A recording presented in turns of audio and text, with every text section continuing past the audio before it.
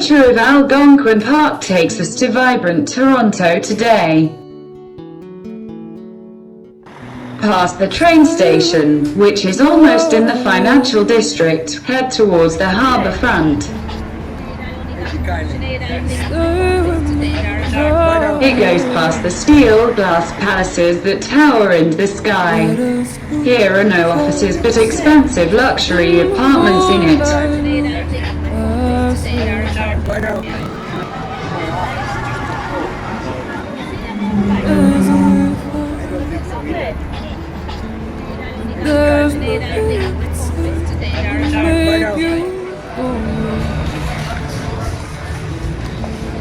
The residents have a great view of the harbour and the many excursion boats that drop here every minute. But they also have a view of the skyline and the offshore islands, and now we want to go there too. From there you should have the best view of Toronto, and we should not be disappointed. Even the boat trip by ferry is a feast for the eyes.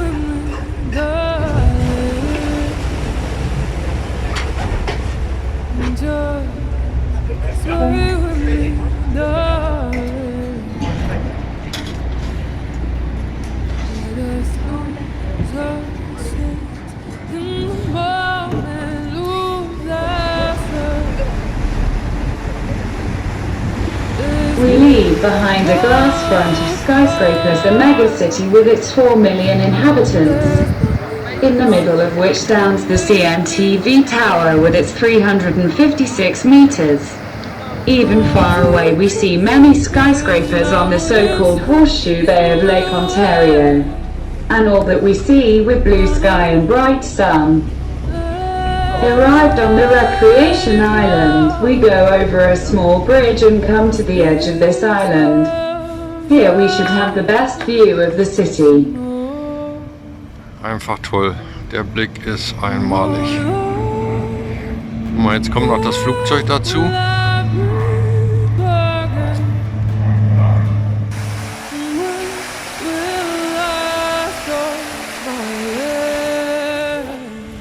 Guck mal, Corinna, hier sind auch diese riesen Schmetterlinge wieder. It is still 800 meters to the other side of the island. The way to the beach is very well maintained and created with large meadows, beautiful flowers and plants.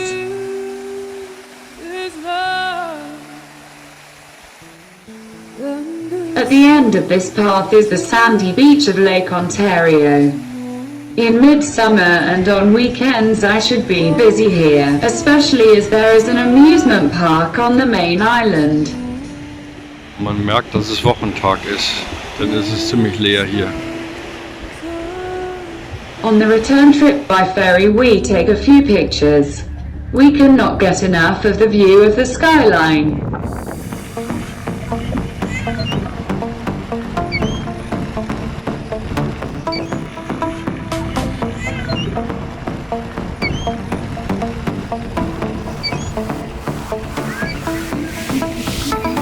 From the harbour we walk past the Rogers Centre, a dome-shaped building for all sorts of sports and music events.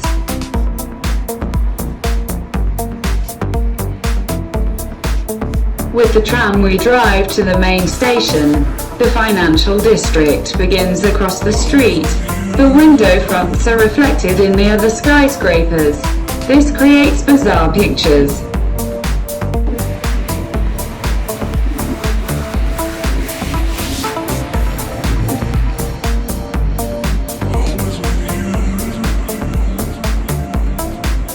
Irgendjemand muss ja mal aufgefallen sein, dass Kühe was Beruhigendes haben müssen. In between, there are always oases of peace. Sculptures, flowers and trees adorn these areas.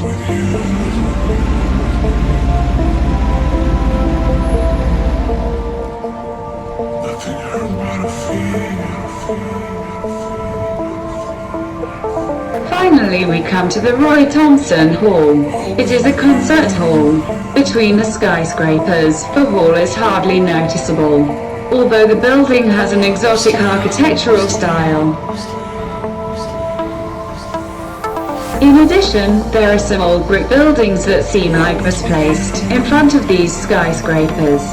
A big tent is stretched on David Pecco Square. The International Film Festival is currently taking place in Toronto, and in front of the red carpet, the onlookers are waiting eagerly for the international movie stars who may appear there. Opposite the Thompson Hall is the Royal Alexander Theatre. As we emerge from the metro, we stand in front of the mighty Canada-like building and the South African War Memorial.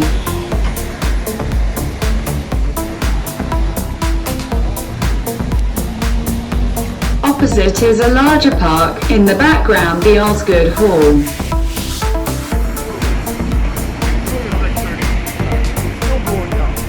On Queen Street we can see the old Gothic Town Hall with its distinctive tower. The Town Hall was built around the turn of the century. From 1966, the new City Hall is located diagonally across from Nathan Phillips Square.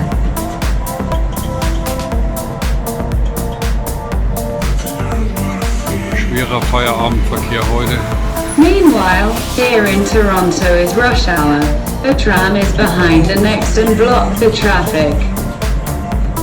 We use the tram to get a few blocks further towards the former Old Town. This begins at the St. James Church. Old Town here means that the glass palaces are replaced by 3-story red brick buildings. Hier fängt dann wohl der Altstadtbezirk an. Ältere, kleinere Häuser.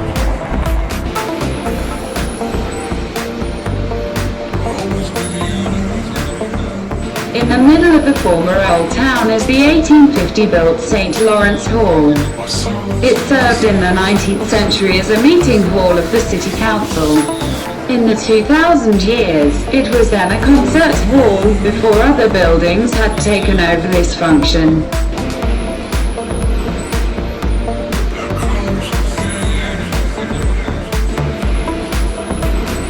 Meanwhile, it's 6 p.m. and we get back to the RV in the bustle of the rush hour of this mega city.